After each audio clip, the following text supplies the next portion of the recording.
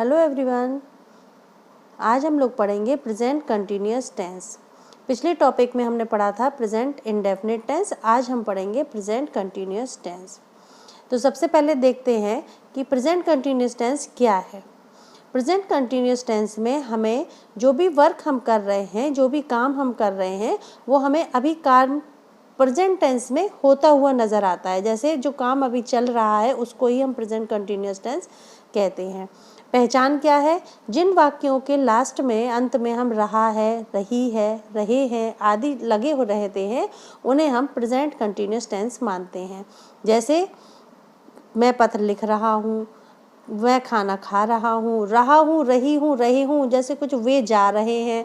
तो जहाँ पे जिन वाक्यों के अंत में रहा है, रही है, रहे हैं आदि लगे होते हैं वो प्रेजेंट कंटिन्यूअस टेंस कहलाते हैं। ये तो हुई उसकी पहचान।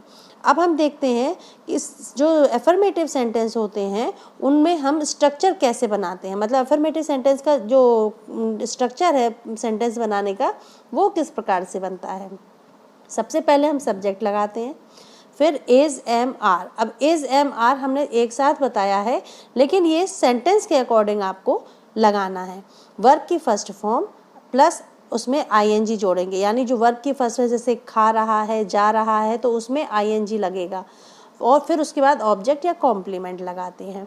अब सब्जेक्ट में इज एम आर, सब्जेक्ट के बाद जो हम वर्ब लगा रहे हैं, हेल्पिंग वर्ब जो हम लगा रहे हैं, इसको हम टू बी फॉर्म भी कहते हैं। कौन सी फॉर्म कहते हैं? To be. तो सब्जेक्ट के बाद टू बी अगर हम लिखेंगे यहाँ पे तो वो भी हमारा सही माना जाएगा। ठीक है, अब हम इस एग्जाम्पल के थ्रू इसको समझते हैं। वह बाजार जा रहा है। अब यहाँ पे देखो, वह, ये है हमारा सब्जेक्ट, वह ही। ठीक है, अब ही एक वचन है, सिंगुलर है। सिंगुलर होने की वजह से हम इसको ही के साथ इज लगाएंगे, क्योंकि ही के साथ एम तो लगाएंगे नहीं, क्योंकि आई के साथ हमेशा एम लगता है। और प्लूरल वर्ड जो भी होंगे, बहुत सारे लोग हम बाजार जा रहे हैं तो आर लग जाएगा। तो इसी प्रकार से इज लगता है हमेशा एक वचन के लिए। तो यहाँ पे ही सिंगुलर है, इसलिए ही इज, इन तीनों में से एक को यूज करेंगे सेंटेंस के अकॉर्डिंग और जो वचन के अनुसार, कि जैसे एक वचन है, बहुवचन है। ही इज गोइंग, गोइंग मतलब जाने की इंग्लिश होती है गो। अब रहा है लगा है, यानी आपको वर्ब में आईएनजी जोड़ना है। तो he is going to market, कहाँ जा रहा है? बाजार जा रहा है। तो वह बाजार जा रहा है, he is going to market. ऐसे ही दूसरा देखते हैं, वे खेल रहे हैं। अब वे क्या है? बहुत सारे लोग हैं, बहुत सारे बच्चे हैं। खेल रहे हैं, खेल रहे हैं, खेलने की इंग्लिश प्ले होती है। वर्ब की फर्स्ट फॉर्म में आईएनजी लगाएंगे तो प्लेइंग हो जाएगा। वे खेल रहे हैं तो क्या हो जाएगा? They are playing. दे मतलब बहुत सारे, तो हमने यहाँ पर आर का प्रयोग किया है। यहाँ पर सिंगुलर है तो इज का प्रयोग किया है। यहाँ बहुवचन है तो आर का प्रयोग किया है। मैं किताब पढ़ रहा हूँ, मतलब मैं, आई, तो ये आई लगाएंगे। मैं और आई के साथ हमेशा एम लगता है। रीडिंग अ बुक, मैं किताब पढ़ रहा हूँ। जैसे और कोई भी और भी सेंटेंस ले लेते हैं, हम दिल्ली जा रहे हैं, तो उसका भी हो जाएगा हम मतलब वी हो जाता है। हम के लिए क्या शब्द लगाएंगे? हम के लिए वी शब्द लगा, और वी बहुवचन में है तो वी के साथ आर लगेगा हमेशा। वी, हम दिल्ली जा रहे हैं, we are going to Delhi.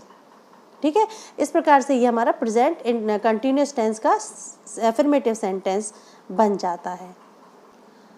अब देखते हैं हम negative sentence. Subject is am are, helping verb, helping verb के बाद हम क्या लगाते हैं? नॉट।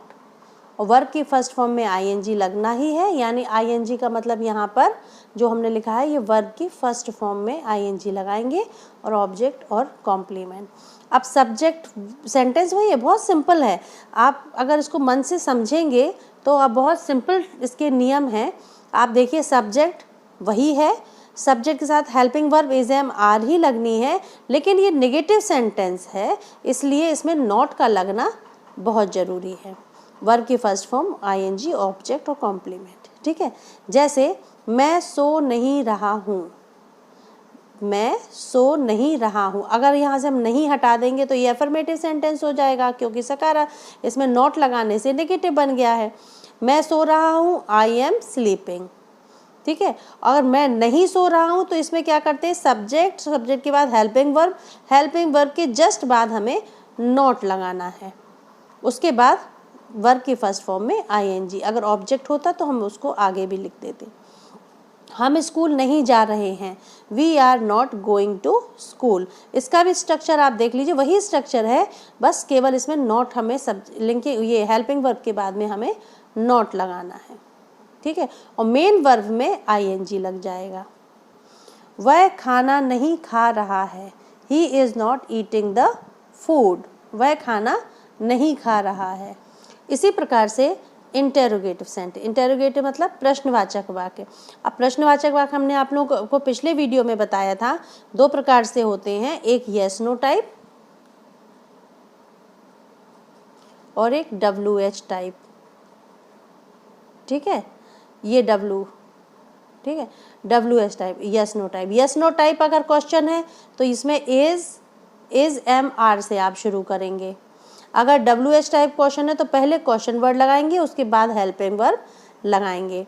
स्ट्रक्चर देखिए, अगर क्वेश्चन वर्ड है तो पहले क्वेश्चन वर्ड लगेगा। ये क्वेश्चन वर्ड का मतलब वो, हु, व्हेन, वेयर, ये सब, व्हाट, हाउ मैनी, जो भी क्वेश्चन वर्ड्स आते हैं वो पहले लगाते हैं। उसके बाद इज एम आर का प्रयोग करेंगे। Then subject.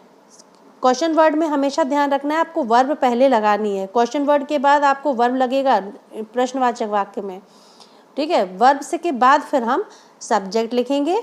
देन वर्ब की फर्स्ट फॉर्म में ing लगाएंगे और फिर उसके बाद ऑब्जेक्ट या कॉम्प्लीमेंट। जैसे क्या राहुल सो रहा है, अब क्या लगा है ना, इसमें यस और नो वाला क्वेश्चन है, इसलिए ये हमारी हेल्पिंग वर्ब बाहर आ गई। इज राहुल स्लीपिंग, और क्वेश्चन मार्क जरूर लगाएं। क्या आप खेल रहे हो, are you playing, question mark जरूर लगाएं।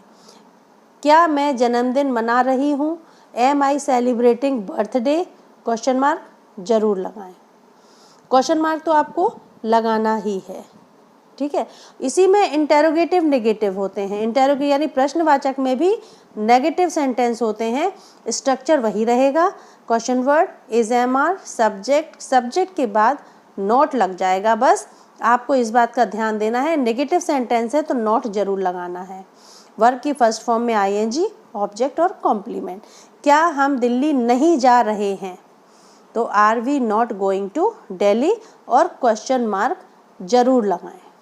बिना क्वेश्चन मार्क के आपका इंटेरोगेटिव सेंटेंस नहीं माना जाएगा, ठीक है ना। तो ये होगा हमारे आज के प्रेजेंट कंटिन्यूअस टेंस। अब प्रेजेंट कंटिन्यूअस टेंस की आपके पास जो बुक है, ग्रामर की जो भी बुक है, आप उसमें अपनी एक्सरसाइजेज लगाओ और इन टेंस को ध्यान से पढ़ो, वीडियो को देखो, और जो भी समझ में आए तो अच्छी बात है, नहीं समझ में आए तो आप हमें दोबारा से कॉल कर सकते हैं या आप हमें कोई कमेंट्स करके बता सकते हैं, तो हम आपको दोबारा वीडियो प्रोवाइड कराएंगे। Thank you for watching my video. Thank you very much.